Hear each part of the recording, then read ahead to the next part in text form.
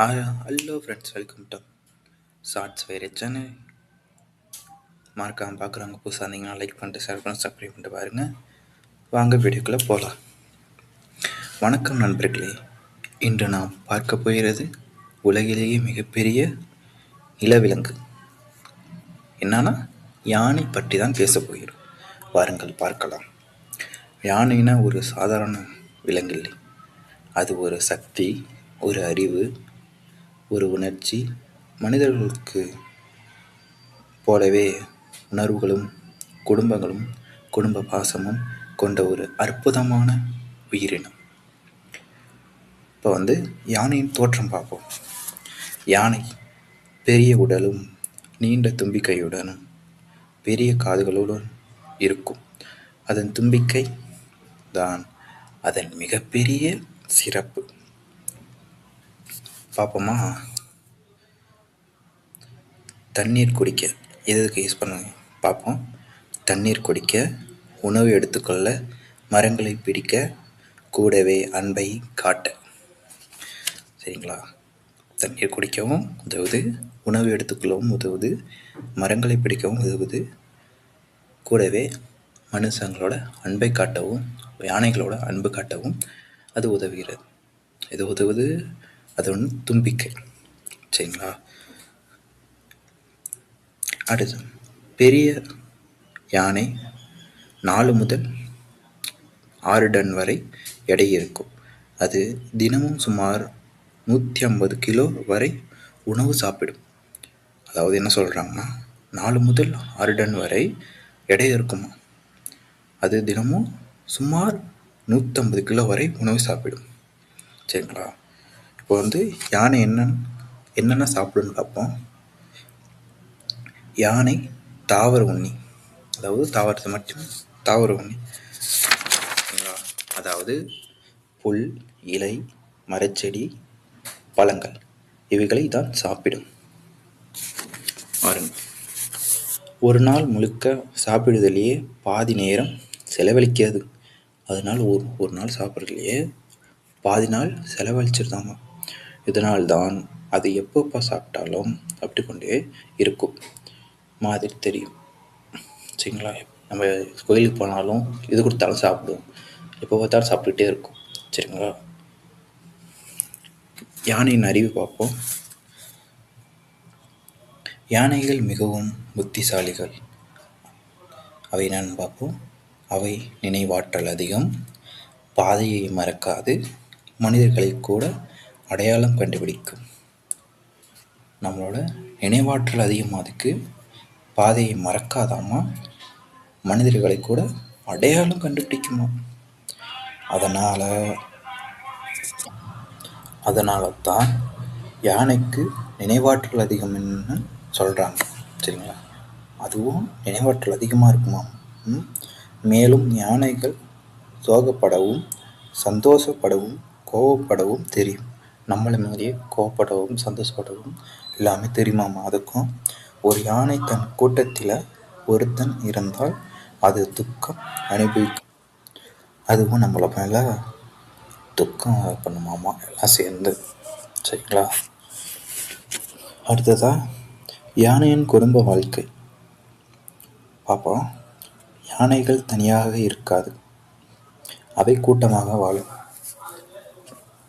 கூட்டமாக வாழுமாமா. ஒரு பெண் யானை தான் கூட்டத்துக்கு தலைவி. குட்டி யானைகளை எல்லாரும் சேர்ந்து பாதுகாப்பாங்க. அது நம்ம மனித சமுதாயத்துக்கு ஒரு நல்ல உதாரணம். அடுத்து வாங்க பார்ப்போம். யானை வகைகள் பார்க்கலாம். உலகத்தில் 3 யானை வகைகள் இருக்கிறது. உலகத்தில் 3 வகைகள் இருக்காமா. முதல் ஒன்று ஆப்பிரிக்க யானை, 2வது ஆசிய யானை, 3வது காட்டு யானை. ஆசிய யானை தான் இந்தியாவிலும் தமிழ்நாட்டிலும் அதிகமாக காணப்படுகிறது. அதாவது என்ன சொல்கிறாங்கன்னா, ஆசிய யானை தான் இந்தியாவிலும் தமிழ்நாட்டிலும் அதிகமாக காணப்படுதாமா. சரிங்களா? அடுத்து நம்ம பார்க்க போகிறது யானைக்கு வரும் ஆபத்துக்கள். நம்மளுக்கு ஆபத்துக்கள் இருக்குது, அதே மாதிரி யானைக்கும் ஆபத்து வருமாமா. என்னென்னு பார்ப்போம். இப்போ யானைகள் பல பிரச்சனைகளை சந்திக்கிறது. முதல்ல என்ன பார்ப்போம்னா, காடுகள் அழிக்கப்படுவது. மரங்கள் வெட்டுறாங்கல்ல, அது சொல்கிறாங்க. ரெண்டாவதாக மனிதர்கள் வேட்டையாடுவது. தும்பி இது கொம்பு காண்டி இதுக்கெல்லாம் மனிதர்கள் போய் வேட்டையாடுறாங்களா, அது சொல்கிறாங்க. அடுத்து பல்லுக்காக கொல்லப்படுவது. அது ஒரு தந்தம் பல் இதெல்லாம்காக கொல்லப்படுது. இதனால் யானைகள் குறைந்து கொண்டே வருகிறது.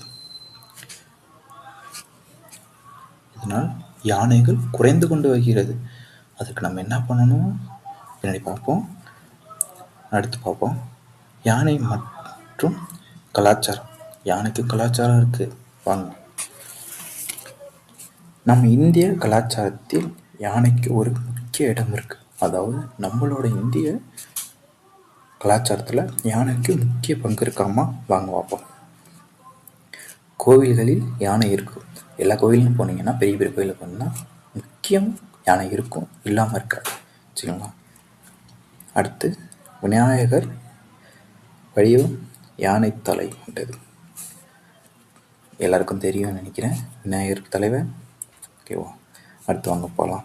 இதனால் யானை ஒரு புனிதமான விலங்காக பார்க்கப்படுகிறது. புனிதமான விலங்கு. அவங்க அடுத்து பார்க்கலாம்.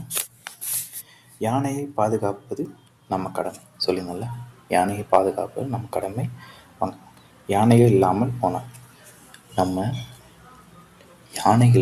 போனால் என்னென்ன நடக்கும் அப்படின்னு பார்க்கலாம். காடு பாதிக்கப்படும். காடுகள் பாதிக்கப்படும். காடு பாதிக்கப்பட்டுச்சுன்னா என்னென்ன ஆகும்? காட்டில் உள்ள விலங்குலாம் தெரு இந்த மாதிரி வெளில வர ஆரம்பிச்சிடும். அடுத்து இயற்கை சமநிலை குலையும். அதனால் யானைகளை காப்பதும் நம்ம கடமை. யானைகளை காக்கிறது யார் கடமை? நம்ம கடமை. காடுகளை காப்பதும் யார் கடமை? அதுவும் நம்ம கடமை. சரிங்களா? முடிவாக, யானை ஒரு பெரிய விலங்கு மட்டுமில்லை, அது அறிவு, அன்பும் சக்தியும் சேர்ந்த ஒரு உயிர். சரிங்களா? யானையை காப்போம், இயற்கையை காப்போம். இந்த வீடியோ பிடிச்சிருந்துச்சுன்னா நெக்ஸ்ட் வீடியோ என்ன வேணுமோ கீழே கமெண்ட் பண்ணுங்கள். நான் நெக்ஸ்ட் வீடியோ போடுறேன். இந்த வீடியோ பிடிச்சிருந்துச்சுன்னா லைக் பண்ணுங்கள், ஷேர் பண்ணுங்கள். சேனலை புதுசாக இருந்தீங்கன்னா சப்ஸ்கிரைப் பண்ணுங்கள். உங்கள் ஃப்ரெண்ட்ஸ் அண்ட் ஃபேமிலிக்கு மறக்காமல் ஷேர் பண்ணுங்கள். உங்களுக்கு இந்த வீடியோ போயிடுது ஷார்ட்ஸ் சேனல். தேங்க்யூ ஃபார் வாட்சிங். டாட்டா.